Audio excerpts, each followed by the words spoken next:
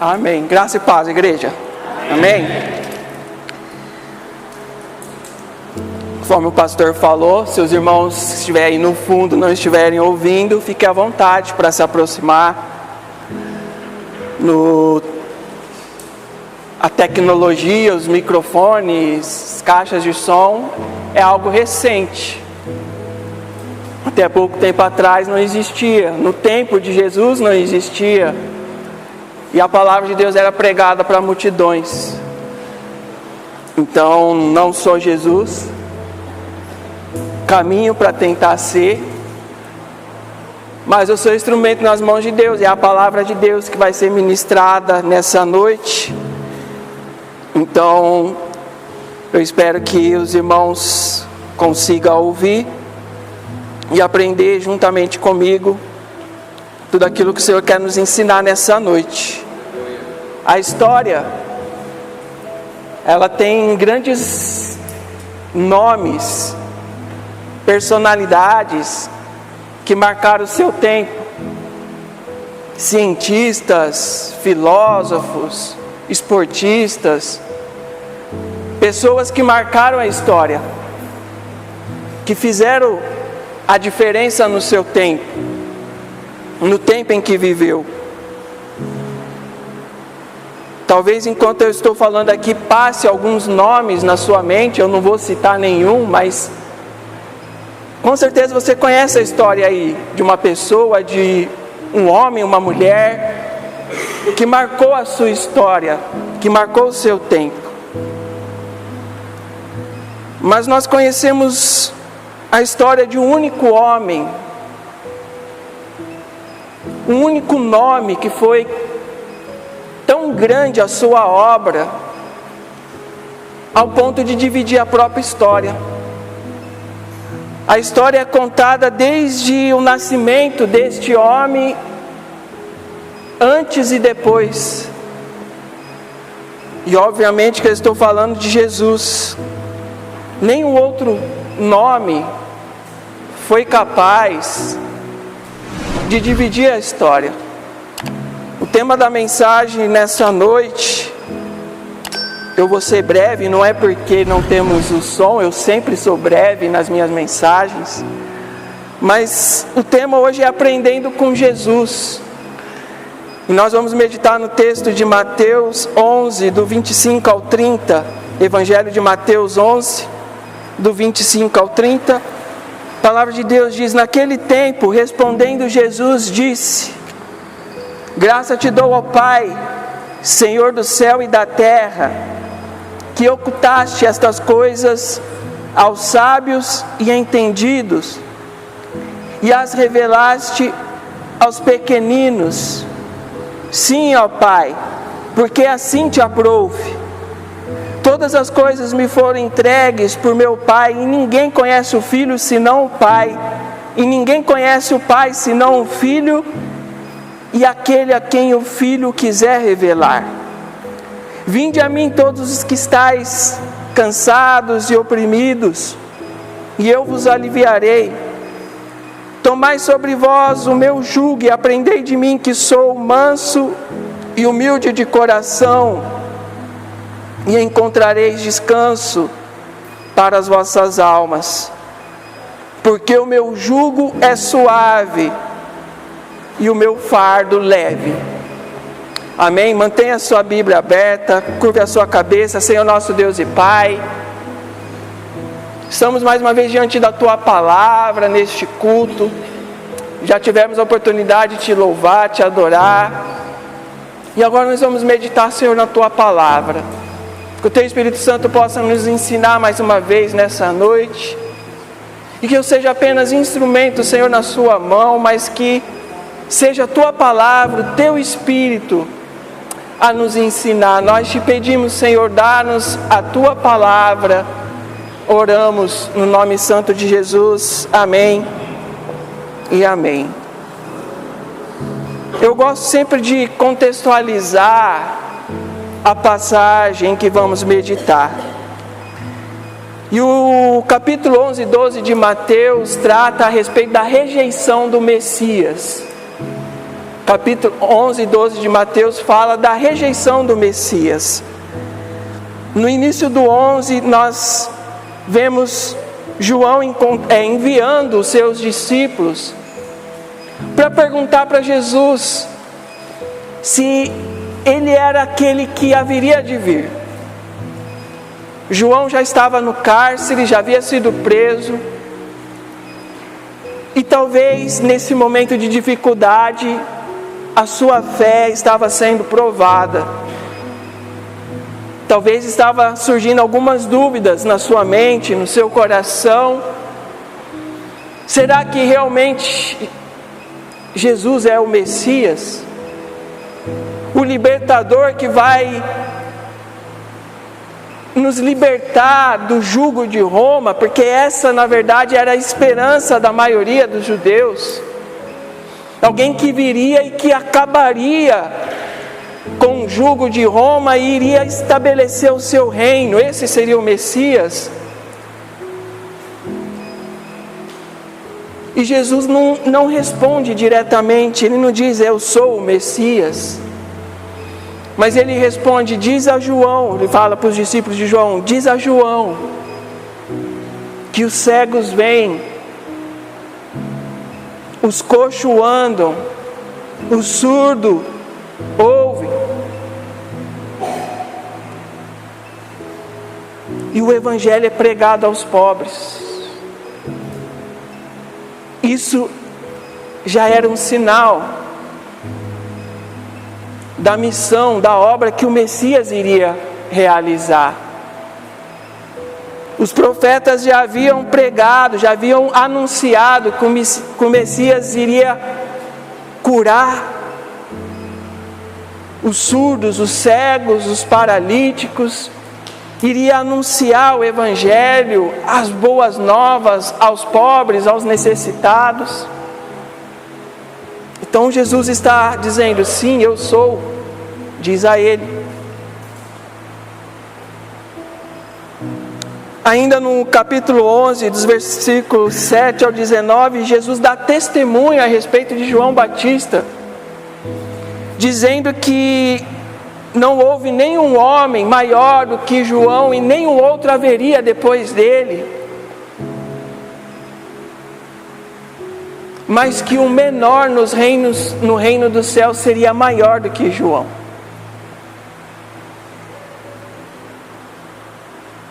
Ainda no versículo 11, um pouco antes do texto que lemos, no capítulo 11, melhor dizendo, um pouco antes do texto que lemos, é narrado a respeito da rejeição às cidades impertinentes, às cidades orgulhosas, que rejeitam o Messias, a sua pregação. Corazim, Betsaida e Cafarnaum, cidades da Galileia, onde Jesus inicia o seu ministério. Ele começa pregando na região onde ele morava. Ele era de Nazaré, nasceu em Belém, na Judéia, mas morava em Nazaré, que era na Galileia. E os seus próprios conterrâneos, os seus próprios conhecidos, os seus vizinhos, a sua própria família o rejeita a sua mensagem, a sua pregação. Os escribas, os fariseus o rejeitam. Quem é esse? Ora, este não é o filho do carpinteiro? Nós não vimos ele crescendo? Quem é ele para querer nos ensinar a respeito do reino? A respeito da lei? Quem é esse? E então ele é rejeitado. E o texto que lemos inicia-se com a alegria de Jesus com os simples, com os humildes, porque estes de bom grado estavam ouvindo a sua mensagem. O versículo 25 então começa dizendo, naquele tempo, ou seja, nesse tempo em que Jesus inicia o seu ministério na Galileia, que era a região em que ele morava, naquele tempo, respondendo Jesus, disse: graças te dou, é uma forma no original muito utilizada, a palavra no original, para confissão de louvor, de adoração. Por isso que os salmos são considerados cânticos de adoração ao Senhor, são salmos de confissão mesmo. O salmo em que Davi está ali confessando o seu pecado, ao confessar os seus pecados, ele está ali demonstrando a sua confiança no perdão de Deus, e isso é uma atitude de adoração. Então Jesus está aqui dando graças ao Pai, dizendo: graças te dou, ó Pai, está adorando. Graças te dou, Pai, Senhor do céu e da terra. E porque Ele dá graça, que ocultaste estas coisas aos sábios e entendidos, e revelastes aos pequeninos. Embora rejeitado nas cidades orgulhosas, Jesus ele é aceito pelos simples. Na sabedoria divina, na sabedoria soberana de Deus, Ele ocultou essas coisas. Que coisas? A respeito do reino do céu, Ele ocultou essas coisas aos sábios e entendidos, mas as revelou aos pequeninos. Os sábios e entendidos aqui que a palavra de Deus está se referindo, são as pessoas cultas e entendidas da época, que confiavam no seu próprio entendimento, no seu próprio conhecimento, ou seja, está se referindo aos escribas e fariseus, que recusaram a mensagem do Messias, a mensagem de Jesus, e Jesus está aqui falando: graças te dou, ó Pai, porque ocultaste deles, mas revelaste aos pequeninos. Os segredos do reino não são revelados àqueles que são sábios no seu próprio entendimento, no seu próprio conhecimento, mas é revelado aos humildes, aos simples, àqueles que desejam receber a palavra de Deus. É isso que Jesus está dizendo nesse versículo 25. Aquele que não quer, aquele que confia em si próprio, no seu entendimento, Deus vai ocultar dele. Mas aquele que é simples, deseja, vai ser revelado os mistérios do reino dos céus, do reino de Deus. Versículo 26, ele: sim, Pai, porque assim te aprouve. Esse versículo revela, primeiro, a soberania de Deus. Ele faz o que Ele quer, Ele oculta de quem Ele quer e revela para quem Ele quer. Mas esse versículo também demonstra a confiança que Jesus tinha, a submissão, a mansidão de Jesus à vontade do Pai. Então ele diz: sim, ó Pai, porque assim te aprouve. Eu entendo a sua vontade, eu aceito a sua vontade. Versículo 27, ele segue dizendo: todas as coisas me foram entregues por meu Pai, e ninguém conhece o Filho senão o Pai. Todas as coisas foram dadas pelo Pai ao Filho, de modo que ele possa cumprir a sua missão aqui na terra. No ministério de Jesus nós vemos o tempo todo ele deixando bem claro que eu não vim aqui fazer a minha vontade, mas eu vim fazer a vontade do meu Pai. Se tem algo para aprender com Jesus, eu deixei para falar na conclusão, mas aqui nós já podemos aprender algo. Olhando para a vida de Jesus, para o exemplo de Jesus, nós podemos aprender que nós não estamos aqui nessa terra para cumprir a nossa vontade, mas para cumprir a vontade do nosso Pai. Nem o próprio Filho, nem o próprio Jesus, que também era Deus, veio aqui cumprir a sua vontade, mas a vontade do Pai. E então ele fala: ninguém conhece o Filho, senão o Pai. E ninguém conhece o Pai, senão o Filho, e aquele a quem o Filho quiser revelar. Aqui nós precisamos entender que esse conhecimento aqui que Jesus está falando é um conhecimento absoluto, pleno. É claro que na visão mais relativa, mais simplista, as pessoas conheciam a Jesus. A sua família o conhecia, os seus discípulos o conheciam. Mas quando Jesus fala que ninguém conhece o Filho, Ele está falando aqui de um conhecimento absoluto e pleno, porque o Filho era Deus feito homem. Ele carregava a natureza divina e a natureza humana. Ele não era metade Deus e metade homem, Ele era 100% Deus e 100% homem.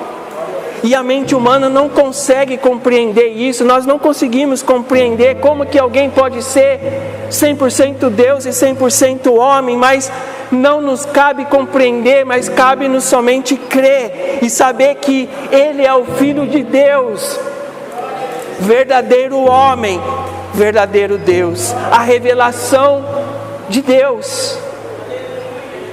É nesse sentido que ele fala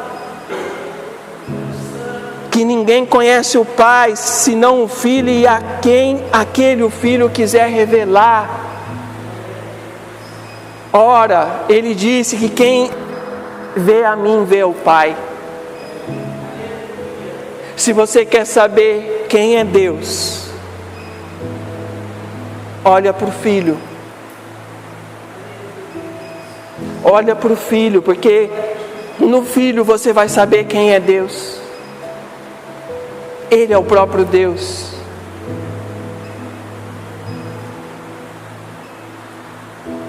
O versículo 25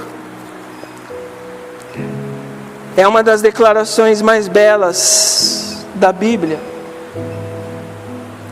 Porque Jesus, ele não diz: se afastem de mim, pecadores. Se afaste de mim, pobres, miseráveis. Mas ele diz: vinde a mim. E quem ele chama? Ele chama os que estáis cansados e oprimidos. Ele chama os pecadores. Ele chama a mim e a você. Ele foi criticado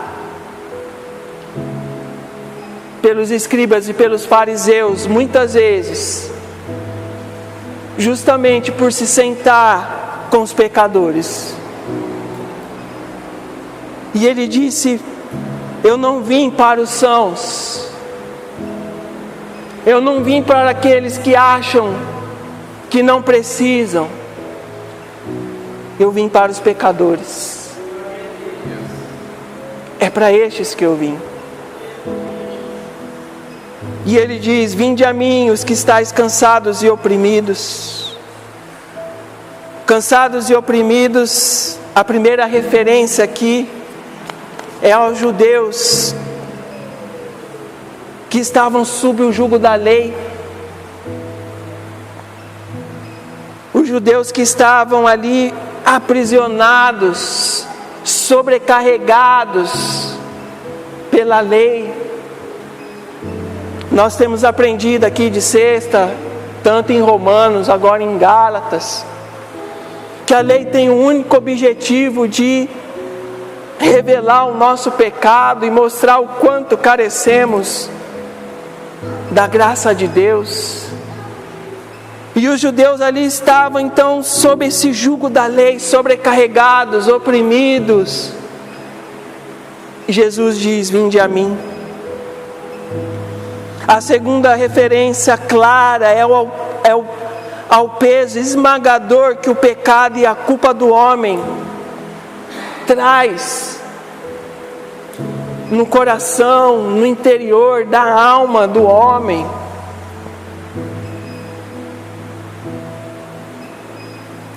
Porque se o pecado não nos trazer este peso, se o pecado não nos incomodar, não nos entristecer, tem algum problema sério com nós. O pecado tem que nos causar dor, tem que nos entristecer. E Jesus está nos convidando: vinde a mim, todos que estáis cansados e oprimidos, e eu vos aliviarei. Para essas pessoas que reconhecem a sua necessidade, que reconhecem o peso do pecado na sua vida, não para aquelas que confiam no seu próprio entendimento, no seu conhecimento, na sua própria justiça, nos seus próprios atos de justiça, não para estes, mas para aqueles que reconhecem a sua miséria, a sua necessidade de Deus. Ele diz: tomai sobre vós o meu jugo e aprendei de mim, que sou manso e humilde de coração, e encontrarei descanso para as vossas almas. Tomar o jugo de Cristo significa submeter-se totalmente à sua vontade.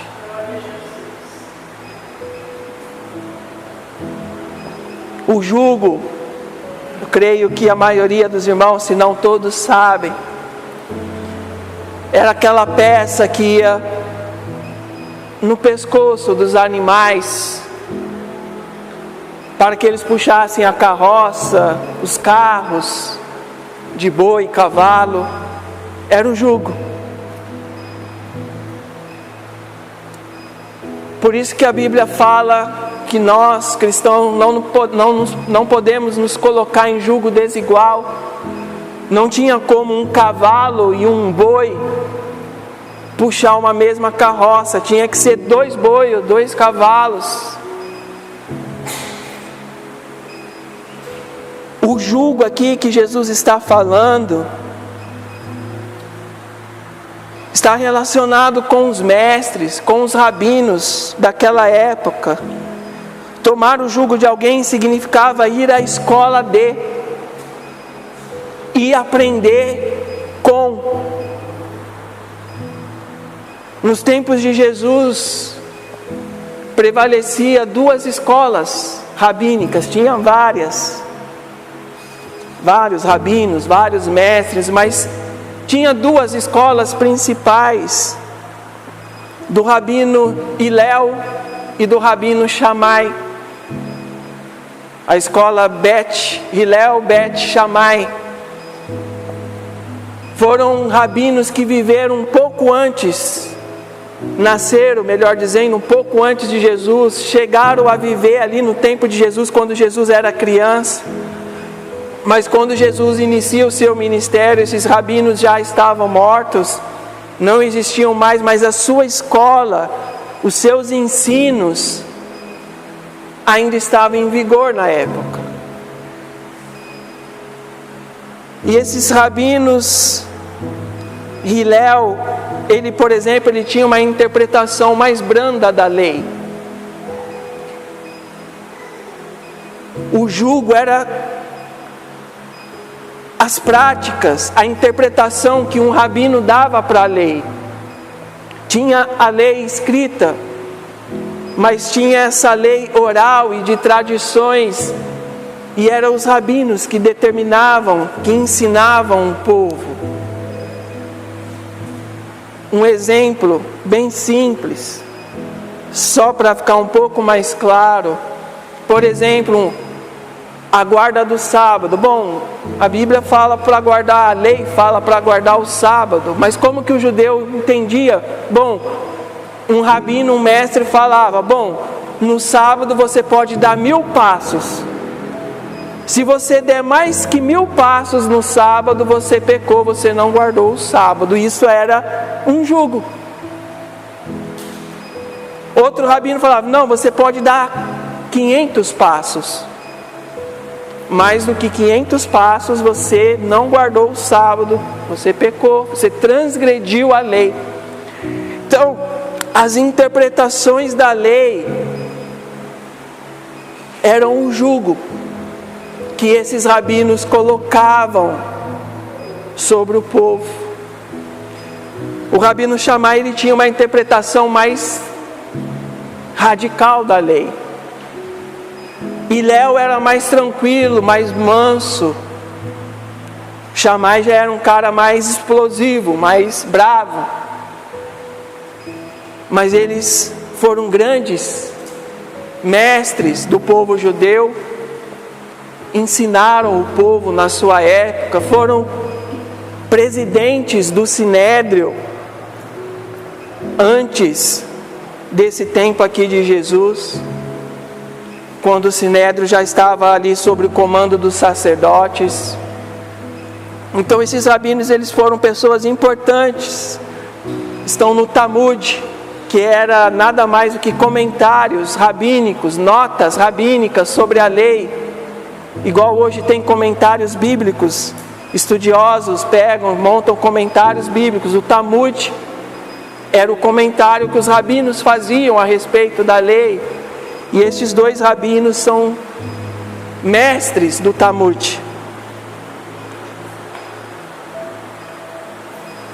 Assim, o mestre dos mestres, Jesus, ao dizer tomai o meu jugo, ele está dizendo: vem para a minha escola, vem para a minha escola aprender comigo. Ele também era um mestre, ele também ensinava, ele também dava interpretações para a lei. Lembra quando ele fala do adultério? Jesus disse: ouviste o que diz a lei, se você se atentar por uma mulher, se deitar com ela, você cometeu o adultério. Porém eu te digo, olha a interpretação que ele está dando, radical até. Ele fala: porém eu digo que qualquer um que só de olhar para uma mulher, se atentar e a cobiçar, já cometeu adultério. Então Jesus, ele era um mestre, e ele está convidando o povo a vir aprender com ele, quando ele fala: tomai o meu jugo e aprendei de mim.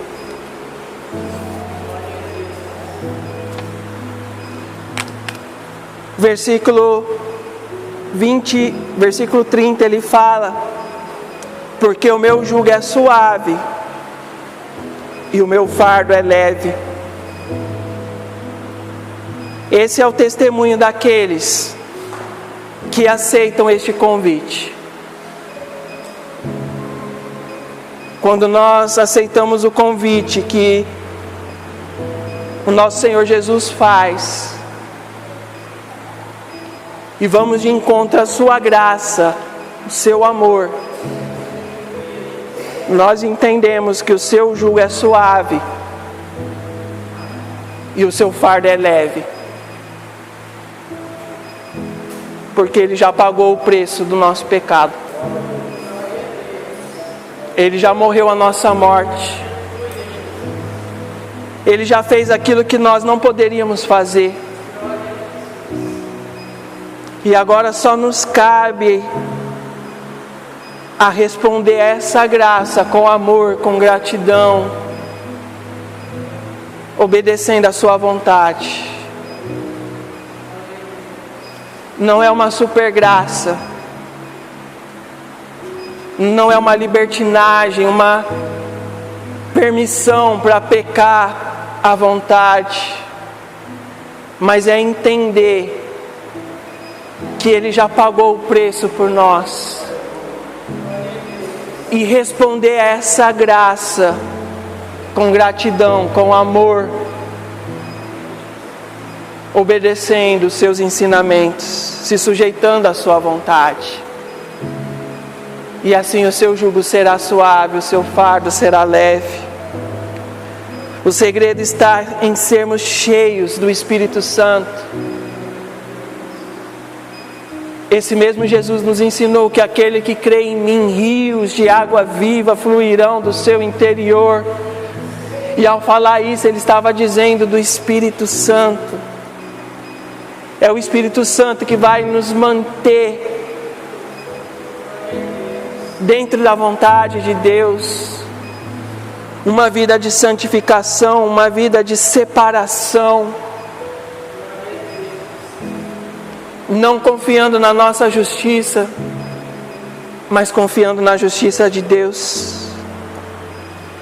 E então nós poderemos dizer como o salmista, lá em Salmo 48, deleito-me em fazer a tua vontade. É Deus meu, sim, a tua lei está dentro do meu coração.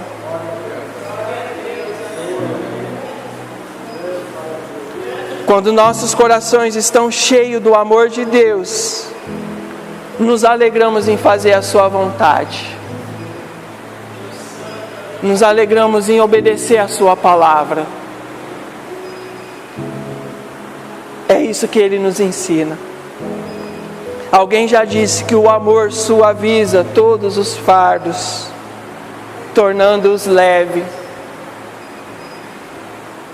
O amor de Deus suaviza os nossos fardos, tornando-os leves. E nós precisamos responder a este amor com amor. Foi João que disse que amamos a Deus porque Ele nos amou primeiro. Paulo disse que Deus prova o seu amor para conosco em que Cristo Jesus morreu por nós, sendo nós ainda pecadores. Eu quero concluir falando de mais duas coisas que podemos aprender com o nosso Jesus. Podemos aprender muitas coisas. Temos aprendido muitas coisas. Mas podemos aprender com a sua mansidão. Ele disse: vinde, aprendei de mim que sou manso. E a última vez que eu preguei um sermão do monte, e eu falei que a mansidão bíblica não é exatamente essa questão de ser uma pessoa calma, tranquila, que não agride ninguém, que não responde asperamente. Não é isso. A mansidão bíblica que Jesus ensina e que Jesus praticava é a mansidão que nos faz sujeitar totalmente à vontade de Deus. É por isso que ele era manso. Não é não se posicionar. Porque inclusive quando precisou ele se posicionou. Ele entrou no templo, derrubou as mesas, expulsou os cambistas. Aos olhos humanos alguém diria: este não está sendo manso. Mas ele estava sendo manso, se submetendo à vontade do Pai. É isso que é mansidão. Quando nos submetemos à vontade de Deus, mansamente, obedecendo a sua vontade. E podemos aprender com Jesus também a humildade. Ele falou: eu sou manso e humilde. E humildade é ser servo, é servir,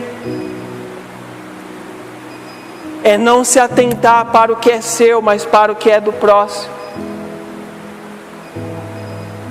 É fazer o que está escrito em Filipenses, com o qual eu encerro, que diz, Filipenses 2, do 5 ao 8, de sorte que haja em vós o mesmo sentimento que houve também em Cristo Jesus, que sendo em forma de Deus, não teve por usurpação, ou seja, por apego, ele não quis se apegar a isso, não teve por usurpação ser igual a Deus, mas esvaziou a si mesmo, tomando a forma de servo, fazendo semelhante aos homens, e achado na forma de homem, humilhou-se a si mesmo, sendo obediente até a morte, e morte de cruz. Se queremos ser como Cristo, aí duas dicas, duas práticas, dois ensinos. Há muito mais, mas eu quero ficar só nesses dois. Precisamos ser mansos, nos sujeitando à vontade de Deus. E precisamos ser humildes, servindo.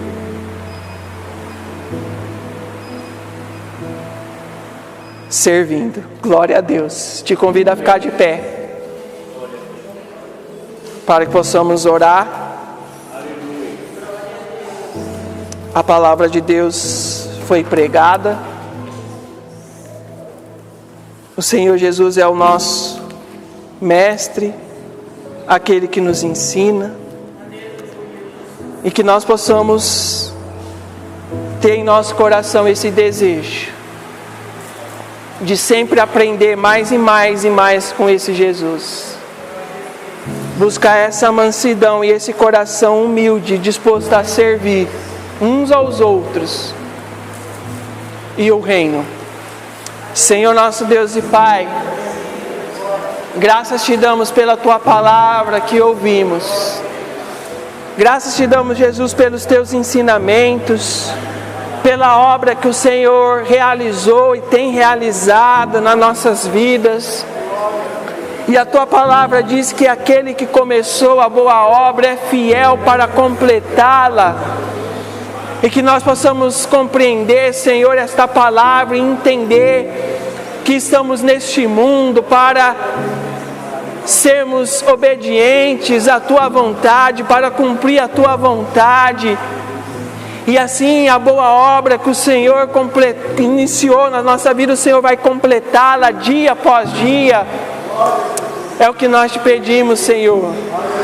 Nos ajude, Pai, a sermos mansos, a sermos sujeitos à Tua vontade, à Tua boa e perfeita vontade. E nos ajuda, Senhor, a termos um coração humilde, um coração disposto a perdoar como o Senhor nos perdoou, um coração disposto a servir como o Senhor serviu, um coração de servo para servir na Tua obra, para servir no Teu reino. É o que nós te pedimos, ó Deus. Dai-nos um coração como um coração que o Senhor tem, um coração humilde de servo, que possamos, como o Senhor, servir uns aos outros e buscar, ó Deus, aprender a cada dia mais e mais da Tua palavra, Senhor. Obrigado, Deus, por este tempo. Obrigado, Senhor, pela Tua palavra que nos ensina, e que possamos, ó Deus, meditá-la dia após dia na Tua palavra. Muito obrigado, Deus, por tudo que o Senhor nos ensinou nessa noite, que continuará nos ensinando. Nós te damos graças, no nome santo e poderoso de Jesus. Amém e amém.